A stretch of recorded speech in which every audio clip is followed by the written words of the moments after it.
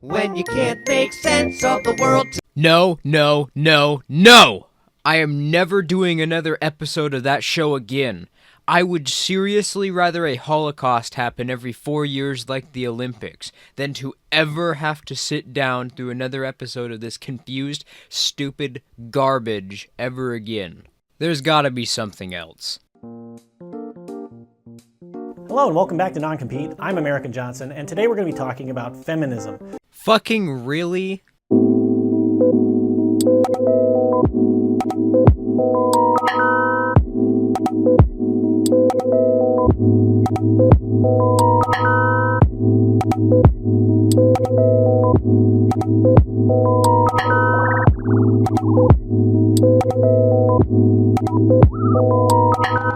Why are there so many fucking leftist political channels who create content that's directed towards young, impressionable children who are incapable of critically thinking? Oh wait, I think I just answered my own question.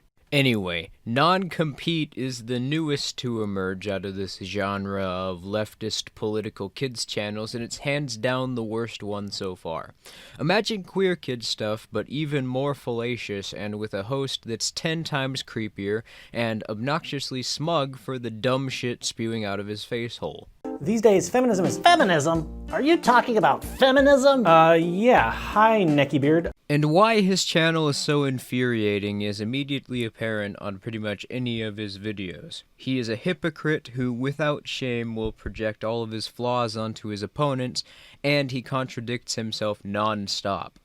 Even his fucking subtitle for every episode that he makes, "Rejecting Capitalism for Fun and Profit," is a statement demonstrating hypocrisy.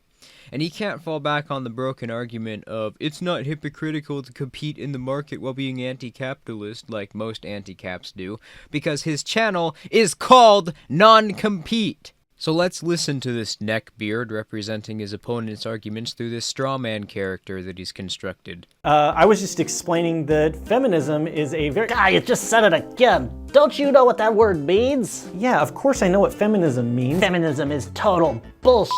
And feminists are just a bunch of whiny females who want to take rights away from men and put women in charge of society.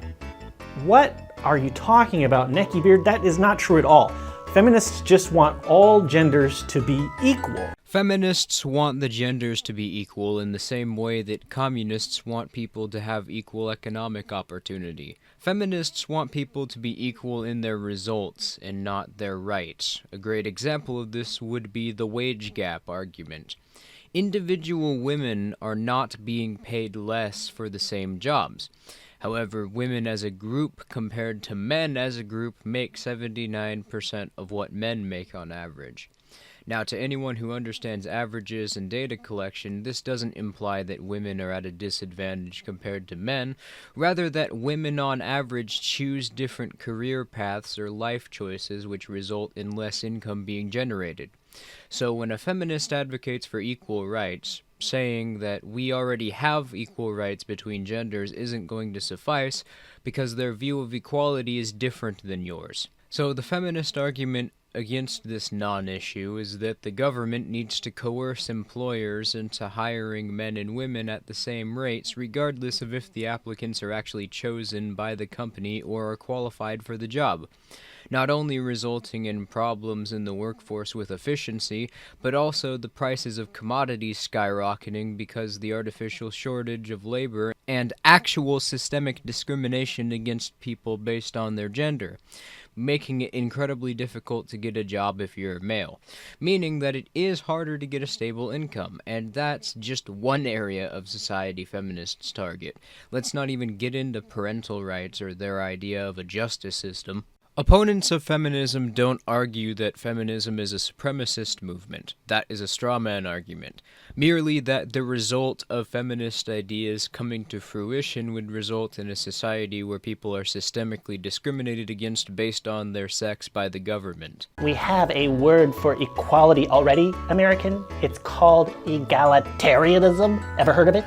Feminism is just another word for misandrism, and that means the hatred of men. Yeah, I know what misandrism means, but But that's not what feminism is at all. This is your brain on soy. Everybody look at the soy boy. This guy over here, he thinks that feminists want equality. Funny, because this is exactly how leftists talk to people who they disagree with. Yeah, a big part of this video is nothing but projection, which is like one of the only 3 tactics that they have. The other 2 being substituting arguments with insults while trying to avoid discussion at all costs, or lying by omission. Neckiebeard, just calm down, okay? Let's figure this out together. Why do you think that feminists hate men? Well, they say they hate men all the time. Have you ever actually talked to a feminist, Neckiebeard? Yes, I've talked to hundreds of feminists. Where? Where have you talked to hundreds of feminists? Well, on Twitter, obviously. Neckiebeard, threatening women on Twitter is not the same as talking to them. I've explained this to you a million times. Okay. Give me one example of an opponent of feminism threatening a feminist. And don't cherry-pick some obvious 4chan troll either. Well, anyway, I don't need to talk to Hitler to know that Nazis are bad, and I don't need to talk to feminists to know that they are bad. Hitler? Really? We're less than a minute into this debate and you've already broken Godwin's law. Godwin's law. As an online discussion grows longer, the probability of a comparison involving Hitler approaches 1. A leftist accusing his opponents of invoking Godwin's law. How cute. I don't even need to make an argument for how obvious of psychological projection this is. There's not a single person watching this video who's never been called a Nazi by a leftist. How do I know this? Because they accuse everyone and everything they don't like of being a Nazi or having Nazi sympathies, and will go as far as knowingly distorting historical facts to try and create this narrative. Like that quote cited by both Democratic Socialist 01 and Right-Wing Watch from Ludwig von Mises, which is actually a critique of the fascist economic model, but was deliberately quote-mined to make it sound as if Mises was praising it. Godwin's law has been suspended. Oh yeah, I forgot about that. You know, that's actually true. Mike Godwin, who came up with Godwin's law, actually did give us carte blanche to make comparisons to Hitler. So logical errors stop becoming errors if the person who first noted them also make that logical error? The mere fact that a logical error can be erroneous itself implies that logic is objective. And if logic is objective, then logical errors can't just be suspended arbitrarily. You're still making that logical error. Just because you choose not to acknowledge it doesn't mean that it isn't faulty reasoning anymore. That would be like if you could change the answer to a math equation which was demonstrated to be accurate and tested because the person who first discovered it became a creationist scientist. That is fucking stupid. But that's really only in the case of the alt-right. You can't compare feminists to Hitler. Oh, right. You get to invoke Godwin's law all you like, but it suddenly becomes a fallacy the moment that someone makes a comparison between something you like and Nazism. Well, while you're pretending to be intelligent by throwing out the names of all of these random fallacies at a fucking hand puppet which you're using to strawman your opponent's position, it's interesting that you yourself just committed the logical fallacy of special pleading. Why not?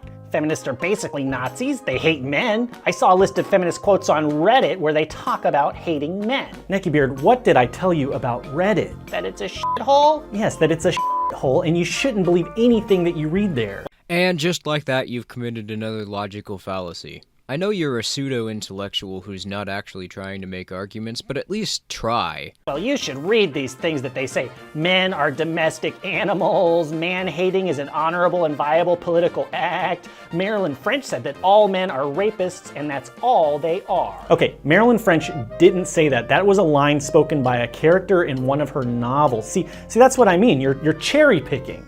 Cherry-picking, a form of logical fallacy called incomplete evidence. Cherry-picking involves presenting a few random pieces of evidence that support your argument while ignoring all evidence that contradicts it. That's literally exactly what you just did, except the difference is that no one actually uses the Marilyn French quote, and no one uses random quotes and events to point to conclusions.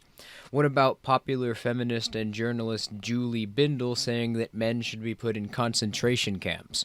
What about men's rights events being shut down by feminists? Now, this is funny for a reason non-compete here is about to get into, but no one points to random quotes or events to demonstrate that feminists hate men. No one is even saying that all feminists hate men necessarily, rather that feminist end goals are discriminatory against people based on their sex, and the fact that misandry is so virulent and rampant in popular feminist movements is a problem and possibly points to ulterior motives which lead many of them to become feminists. And also, in the few times that the far left will actually try to engage in debate, they don't present arguments or a case for why something is the way it is. Rather, they just take random quotes out of context or throw rhetoric around and pretend as if it actually means something. These quotes you're talking about are either being taken wildly out of context, or they're completely fabricated, or they're taken from works of satire and fiction. Which is why you had to take a bunch of random quotes which no one actually uses and present them to strawman your opponents, right? Fucking hypocrite. And aren't you the one that's always saying that we shouldn't get all triggered about jokes in fiction? Feminists are the ones that can't take a joke. They accuse everybody of being sexist and see all men as sexist pigs. Okay, see, now you're building a straw man, Necky Beard. Are you fucking kidding me?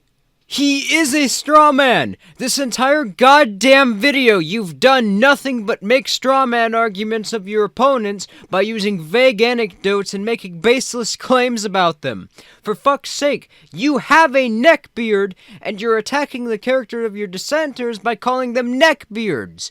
You are nothing but a hypocrite, a liar, and all you're doing is projecting your problems onto your opponents. Well, I guess I'm gonna stop here because I've basically made my point, and that's essentially the rest of the video. Feminists do something? No! That's you! And as noted earlier, that's pretty much the only response that the ideological left has nowadays. You claim we're guilty of something? No! You! And from the looks of it, I'll probably be responding to this guy again.